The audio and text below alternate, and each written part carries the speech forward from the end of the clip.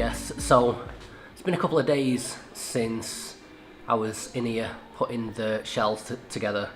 I had to take a couple of days off because my knees from crawling around on the hard floor, all swollen up and bruised, and putting the shelving together with my bare hands, wasn't wearing gloves, and sort of smacking it all together, all my hands swelled up as well. So I thought, right, I'm gonna take a couple of days off, go chill out, because it's a bit down in the dumps the other day as well. So I thought I'll take a couple of days off, and then, you know, have a rest, have some sleep, get less sore, then sort of go back in with a new lease of life, I guess.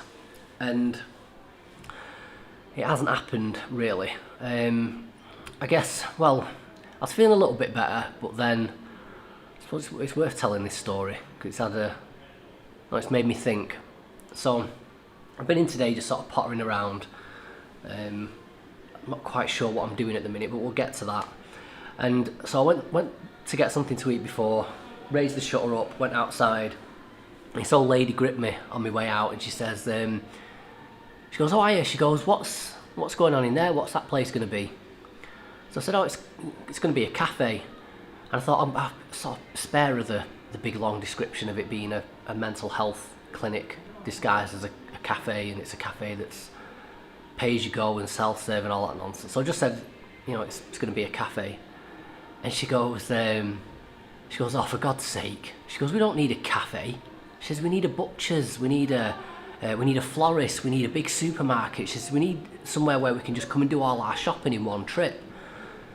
I was a bit like, okay, well, I'm not a butcher, I'm not a florist, I don't know what to tell you really. And just a bit of context for this, I suppose. So I think I mentioned before that this retail unit is based within Stretford Mall. So Stretford Mall used to be known as Stretford Arndale, and it was, I guess it was the centre, the hub of the community at one point. I'm not sure if it was built back in the 60s or the 70s or something like that. And it was sort of famous enough at the time that back in the 70s, Muhammad Ali, actually, the apocryphal version of the story is that it was Muhammad Ali that came to open the Stretford Arndale. That's not actually true. The actual story is a bit better than that. What actually happened with Muhammad Ali is he came to Stretford Arndale to promote Ovaltine, which is sort of I guess it's like a malt drink that helps you sleep or something. And he came to the Tesco that was based there at the time, and to promote this product or whatever. He was on a promotional tour of Europe, I think. And it caused that much of a fuss, like that many people wanted to see him, that he almost caused a riot in the mall. And I believe people were sort of shoving each other to one side and falling through the windows of Tesco. I mean, I don't know how true that is, but I know that he definitely almost caused a riot. Apparently he put the up him as well, which is pretty significant considering it's Muhammad Ali. So that gives you an idea of how significant this place was back in the day, that somebody like that would come and do a promotional tour here, and the Ovaltine wanted it to be here, and that it was at Tesco, and but in sort of recent years it's sort of gone in decline, and I'm not entirely sure what the reasons for that were. I mean, it's probably something to do with the economy becoming more city centre based, because we're in Trafford now, which is, I guess, about 2 miles south of Manchester city centre. So I guess a lot of people would have gone to live in and work in Manchester. And also you've got the Trafford Centre as well, which is like the big main shopping mall in, well, probably in the north of England, I guess. And that's probably about 2 miles away as well. But I believe, and this is all sort of not entirely conjecture, you know, I've been talking to people and trying to find out a little bit of the history of the place, but I believe as well that in more recent years, Stretford Mall was sort of owned by an absentee landlord company that was based in London, and they didn't really contribute to the upkeep of the place or anything. They weren't really interested, just sort of collecting the rent checks or whatever, and let it go further into decline. So anyway, recently Stretford Mall was taken over by a company called Bruntwood, and it's a partnership between Bruntwood and Trafford Council.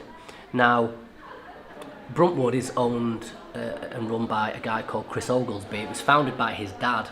And just to give you an idea of the sort of integrity of these people, because there's all this accusation that these CEOs and these big companies, they don't care about local communities and stuff like that, and they're all about profit and they don't really care about the little people or whatever. And to be completely honest, this, as I'm saying this now, this entire, hang on a minute.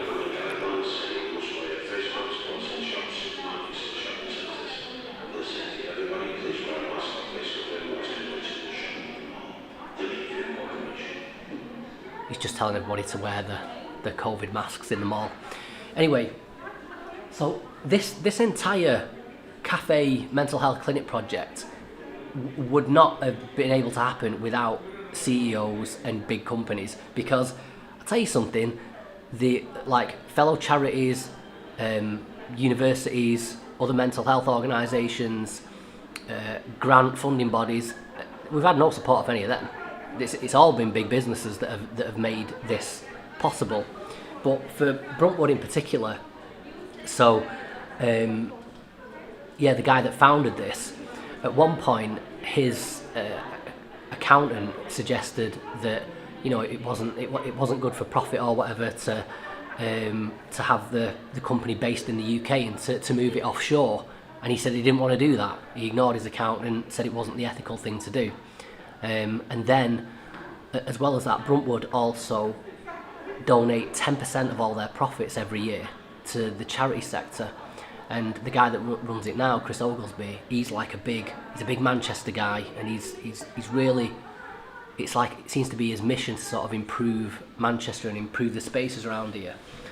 So I told her all this anyway, because we're really grateful to be here and have this opportunity, and so I want to do my little bit to sort of spread the message that it's not like that now, that these new guys have come in and they're going to make it amazing. There's posted some pictures in the paper recently of the that sort of the architectural plans for how they're going to revamp the entire area, and it looks amazing. And then she said, oh, that sounds fantastic. She says, but I still won't be bothering to come in your cafe though. And now I've got to say, I respect, I like that old school honesty where it's not impolite, it's very straightforward. I like that in people. I wish there was more of that going about still, but it did take the wind out of my sails a bit, because I think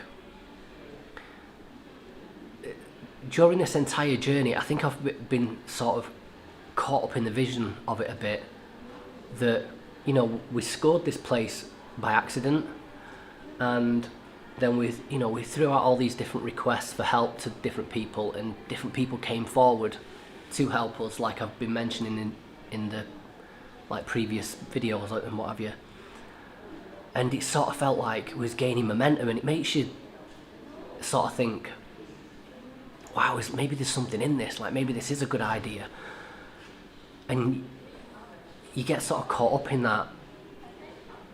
And after speaking to her, and I know it's only one person, but it's sort of brought me back down to earth a little bit, and it's made me realise, well, hang on a minute, just because you've got this vision and it's important to you and you think it's a good idea, and just because you're getting support from other people that seem to think it's a good idea, that doesn't mean it is one.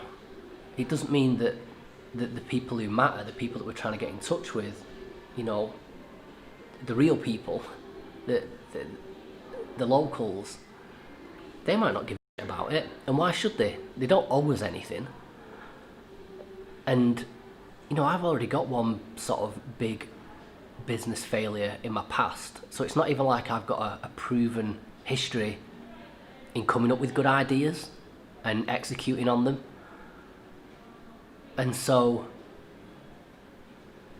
it's just made me feel a bit like, I don't know, I'm just wondering whether this is all a bit sort of pie in the sky, and that I've been just getting a bit, let's say, a bit too carried away with the vision and the inspiration side of it, when in reality it's a bit like, is it that Field of Dreams film, Kevin Costner, something like if you build it they shall come, or something like that? No, because like I say, people don't owe you anything. They don't owe it to you just because you, like I'm here every day. Sometimes I'm here for 12 hours. And I'm not getting paid to do this. Like, this foundation isn't paying me. In fact, I'm probably going out of pocket to do this with, you know, just my travel expenses and getting food and stuff every day. And it's not doing like our family any favours either, because before I was here grafting doing this every day, me and Leanne were sort of sharing the workload with the kids, and we've got a newborn. Well, not a newborn, he's like 8 months old now, but he's still bleeding hard work. He's probably harder work than a newborn. And so before we were sharing the load, and now like Leanne's back at home doing all that herself. She's getting the kids ready for school, picking them both up, looking after the baby in between that, and the kids have got staggered finishing times as well because of COVID, so she's doing like 2 school runs a day, and also she's working full time as well, so she's doing all that at home, and I'm here, and I'm scratching around on the floor, and I'm sweating, and I'm getting bruised and battered and trapping my hands in things, and then so I'm going home, and I'm grumpy and tired, and she's grumpy and tired, and we're not seeing each other, and I'm not seeing the kids, and you like to think that it's all going to be worthwhile in the end, and I don't know. I just think the truth is that maybe it won't be. It's not going to work just because I've grafted, just because I've sacrificed, just because other people have sacrificed for me. It doesn't mean that it's going to work out, because it might not. I have to make it work, and I don't know if I know how to do that. I know how to come up with an idea. I know how to execute on an idea. I know how to build things, but I don't know how to make things work. Like I say, I've done it before with a nightclub. I came up with a nightclub business, and I cobbled everything together, and I refurbished the place myself, and it took me 6 months. I was 23 years old, and I worked my ass off, and I grafted, but then I didn't pull it off. I went bankrupt for like £250,000, and yeah, if I didn't make that work, there's no reason to think that I'm going to make this work. And that might sound like pessimistic.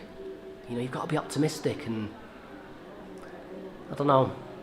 I think I just need to, it's probably good for me to come back down to earth.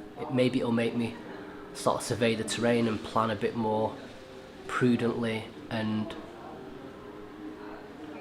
a bit more seriously, and maybe think things through a bit more, because like I say, I think I was just riding this wave of inspiration before, and that was, I don't know, potentially dangerous. But anyway, so I don't even know why I've just told you that. I think it's because I'm still a bit grumpy, and I should probably explain why I'm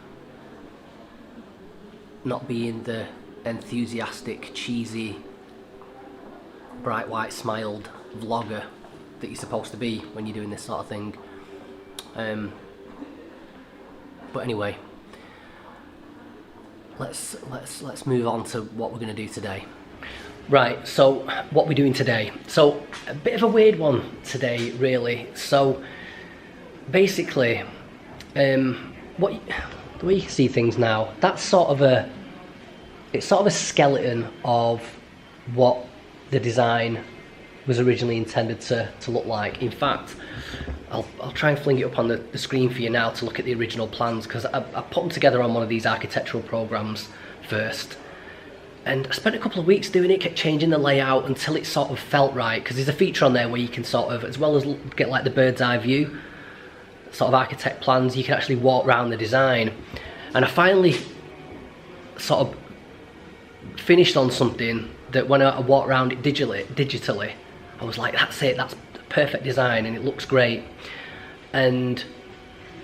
But this is what I've sort of put together now, and even though it's not all the way there, I can already tell there's just something not right about it. It's not doing it for me, even though it looks, or it's starting to look the way it looks on the computer program. There's something off about it, and I can't quite figure it out. It could be to do with, I mean, I think I mentioned the other day, I've got problems with these tables. I've bought the wrong size tabletops, and I mean that's definitely not helping. So I'm sort of playing with where to put everything now, and I'm not sure, because we simply can't afford to buy new stuff. I've got to utilise what we've already purchased. So there's going to be a lot of sort of messing about and rejigging and moving furniture at the moment. And I mean, I don't know how interesting that's going to be for you guys watching this. Probably not at all, watching me shove furniture around. But it needs to be done, because I'm lacking enthusiasm at the minute. That's probably not helping me keep up the pace. And I think once I crack this, once I figure it out and I get the right design and I go, that's it. The same sort of feeling when I first designed it on the computer, and I walk around it and feel like this is it, this is what the place needs to look like. That might, you know, put a bit more juice in the tank. So yeah, I'm going to get on with that now. One thing I do need to mention, quickly, so I brought the chairs out of storage. So that's these here, these aluminium, I prefer that one, we'll go with that, aluminium chairs. So we've had a bunch of these sent to us by Richard Cromwell from Nisbets. So, and I just want to give a special shout out to Richard, because he really went out of his way to help us out with this. Now, I mean, everybody went out of the way to help us with getting free stuff or discounted stuff or whatever. And you know, I don't want to divulge too much information, personal information about people, but let's just suffice to say that Richard Cromwell really went out of his way to help us. So big shout out to him, big shout out to Nisbets. Brand new, amazing chairs, 20 of them. So yeah, thank you for that. And that's what I'm going to do now. I'm going to start shifting chairs and tables about until I get the right feel. So let's get on with it.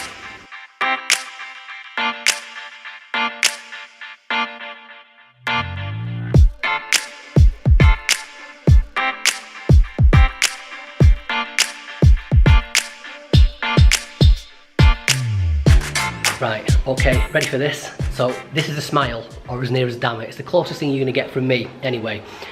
I've cheered up a little bit, and for a couple of reasons.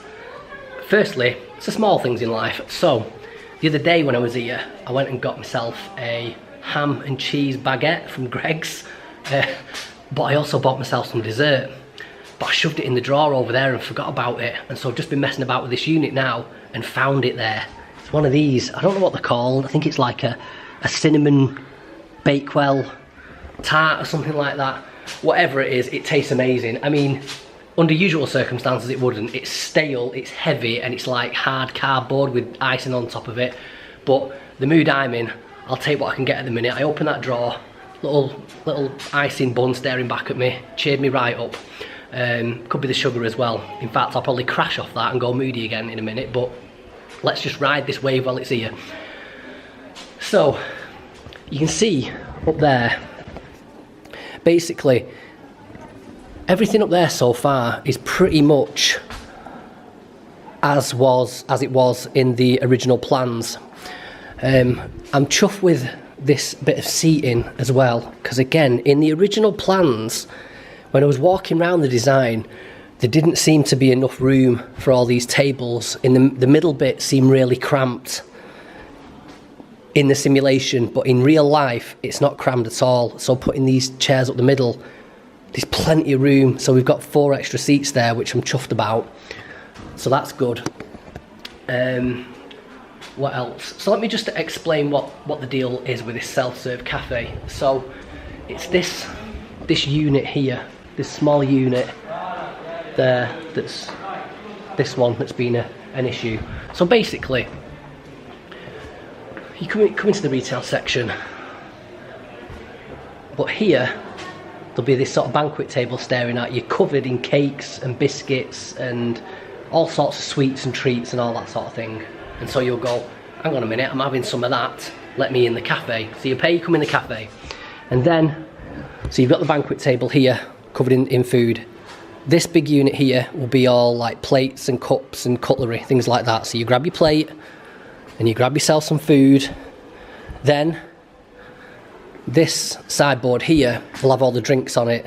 So juices, cordials, coffee, tea, all that malarkey. And so you grab all your food, your drinks, and you go sit down here. But as a way of trying to sort of upsell a little bit, I thought it'd be quite cool and sort of in line with like the retreat, the cafe, come and relax, if we offered people things like board games that they could rent, or like crosswords on a clipboard, word searches, things like that, just things they can come and do and sit down with the friends or the family or whatever and just relax for a bit. And so I wanted a way of displaying that stuff, so that's what that small unit's for. But I don't know where to put it. So let me quickly tell you the story of these. So this unit, the small one there, and this big one, it's called an Urkel unit from the 60s. So I like that sort of old school cabinets. Back in the 60s, it's like the last time they made decent furniture. Everything's sort of IKEA, put it together yourself stuff now. I like that classy old school furniture. So it was the same seller was selling both of these on eBay, and basically, in short, we didn't have the budget. We couldn't afford both those units for the price that they wanted. So yeah, Catherine was her name. I can't remember your husband's name, I'm so sorry, because he was super amazing as well when I met you guys. But yeah, she basically knocked us off about 100 quid so that we could afford these two units and get them both. And another shout out to your husband, Catherine, because you've seen this thing that I'm carting everything around on. He gave me that when we went down there. He apparently used to work in logistics. He had his own logistics company, and I told him that I was sort of doing everything by myself, doing all the lifting, and he said, yeah, take this with you because that'll help you. And oh my lord, has it helped. Otherwise, without that thing, this floor would be scratched to all hell already, and I'd be even more knackered than I already am. So yeah, huge shout out to you guys for saving us some money and then saving me a lot of time and energy by giving me that little platform there. That's been my work colleague on this project.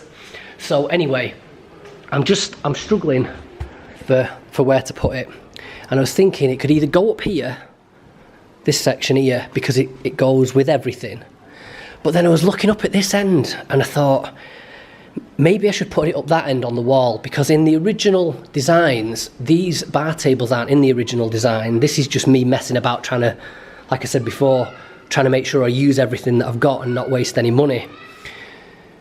But the reason, here we go, this is why this clicked for me.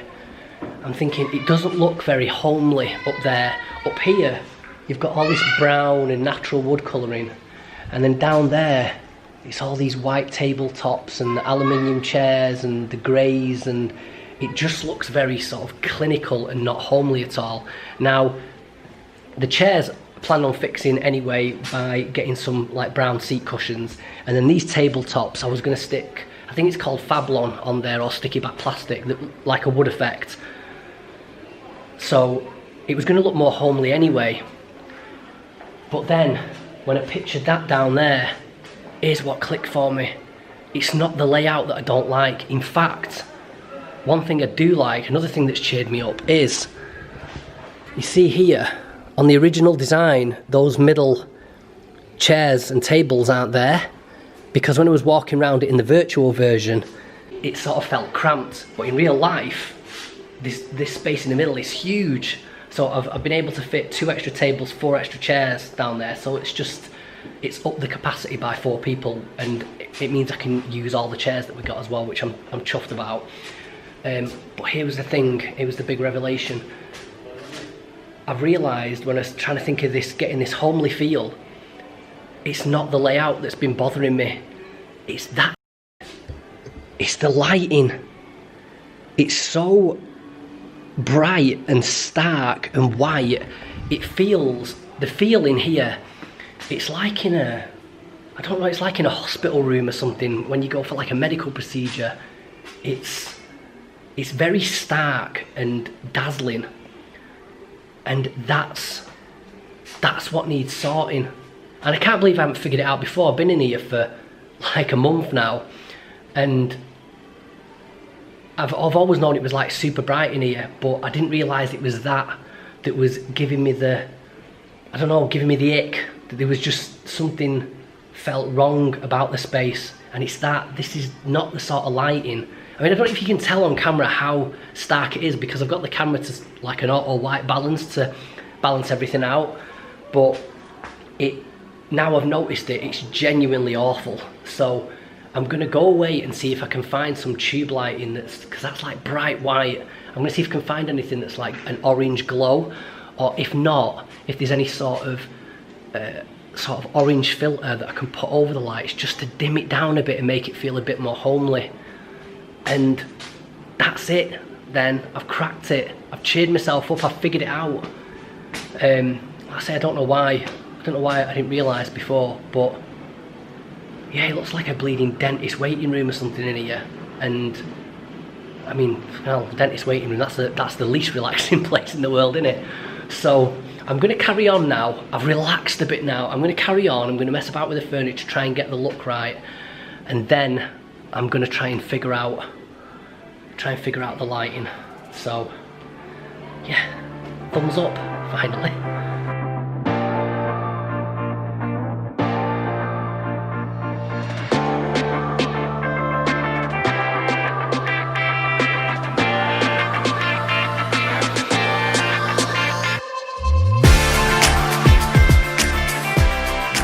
Right folks, I've done it. I think I've done it. I think I'm happy.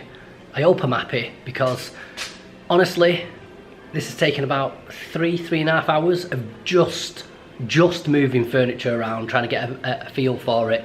And I ballsed it up as well, because I got so sort of caught up in the process that I completely forgot about the camera. I think the battery went flat about 2.5 hours ago, and I just forgot about it. So we haven't got any time-lapse footage of me, I like to think, sort of artistically moving everything around. It's really just been me dicking about for 3 hours, so you haven't missed much. But yeah, I'm going to show you what I've come up with. Don't be expecting anything revolutionary. It just feels right, and that's what I've been moaning about. It didn't feel right, and I think I've got there. So here we go. So here's the final design. So we've just got 2 4-seater tables on one wall, 2 4-seater tables down the middle, 1 at the end, and then the biggest change really has been the addition of these. So I don't think you've seen these before. So again, the bar stools, they came courtesy of Charles Nicholson at the contract chair, and I was going to use these for something else. I wasn't keen on putting them down here because every single bar stool is different, and I thought it doesn't go with the colour scheme. It didn't work in my head, but it works perfectly in real life. So yeah, I'm super chuffed with the way they look. I just think, like I say, it just feels right. I've got some 2-seater tables, some high tables. I feel like people can work at them with the laptops and stuff. It's got that sort of feel to it. So yeah, I'm happy with that, because yeah, what the thing I was going to use them for was a few months away as well. So they were just going to be sat around doing nothing. So then I don't know if there's been any change here from when I first started messing about, but this is what I've settled on. So that's 1 unit there for the board games, puzzles, things like that. Then the sideboard, I think that's what they're called, a sideboard, for the drinks, teas, coffee. Dining table for all the food. Big unit for all the plates and, what's it called, cutlery and crockery and what have you. So yeah, happy with that. And then down here in the retail section, nothing's changed whatsoever about this, apart from the addition of this table, which I'm chuffed about, because Well, for two reasons. One is it actually matches the kitchen island that we're using as a checkout, and that's just purely coincidence because they're not from the same place. In fact, that's the one thing I forgot to mention is, so the dining table, I think I budgeted about £80 to £100 for a table to go down there to display stock on. We actually got that for free. So Anna's sister, where she was working, that place was closing down, and they were just going to throw all the furniture out. And that's like a mint condition table. It's probably worth a couple of £100 that. So actually in profit, even though we got something for free there. So super chuffed with that. And then this thing, I should have mentioned this earlier actually. So this, just an IKEA kitchen island. That's sort of been a bit of a workhorse that while I've been here, because it's had all the tools on it. I've had my dinner on it, I've done a bit of admin on it, done a bit of work and stuff. So that we got from IKEA. So I think I remember mentioning the day we went down there, it was rented a van and sort of coordinated it to do 3 collections in one day. And it was to go and collect all these bar stools and the tables from the contract chair company. Then the next stop, that was down in Heathrow, then the next stop I think was Maidenhead to pick up the units, and then it was over in Reading, I think, to pick this, to pick the kitchen island up. So I have to give a shout out, again, meeting all these interesting people from eBay. So this is a girl called Lindsay who was selling this, and when I'd got there, I'd been an idiot. I went down to London in like jeans and a jumper. It must have been cold up north because I'm not daft enough to go out on a scorching hot day in jeans and a sweater. So it must have been cold up north and then maybe hot down south when I got there. And so I'm sweating my ass off, and of course I didn't take any drinks with me or anything like that, so you know, I like to plan ahead. So by the time I got to Lindsay's house to pick that up, I was dehydrated, I was sweating my ass off, I looked a mess. And she looked after me, gave me some drinks and stuff, got me all hydrated again. And also, yeah, the main thing was when she found out what we were doing, told her, you know, I was doing a cafe, non-profit foundation or what have you. She had this sort of mega expensive coffee machine that she was also selling on eBay at the time. And she was like, oh, right, I'll take that, I'm going to take that off eBay and you can have that and donate that to the cafe as well. So now, thanks to her, you know, we've got a coffee machine worth a few £100 or whatever, and we can serve like posh coffee and stuff to people instead of just giving them like crappy Nescafe and what have you. We can actually make people like cappuccinos and lattes and stuff like that as well. So yeah, Lindsay, big shout out to you, thank you for helping us out with that. So yeah, sort of wraps everything up that quite nicely actually, because yeah, everything we need you see right there. Furniture wise, met some interesting people along the way, saved loads of money along the way because people have been generous in either donating or discounting things. And so yeah, the only thing left to do now, I need to get tidied up because it's a bit of a mess, and then I need to start putting the equipment in. So like we need a fridge, and we've got like a water boiler, kettles, get the plates and the cups and everything. Put the checkout together. We've got like the card machine and like a little iPad till type thing, what have you. But for now, I'm going to leave it for now. I've had enough of downstairs. What I need to do now is crack on with upstairs. So I was halfway through painting the door frames and the banisters, and I've been putting it off because it's finicky and it's boring, but it needs doing. I'm going to go get that done. That's the last of the finicky, boring stuff to do. Once that's out the way, is get this cleaned up, get the equipment in, and then stock the place up. Then we're almost ready to open.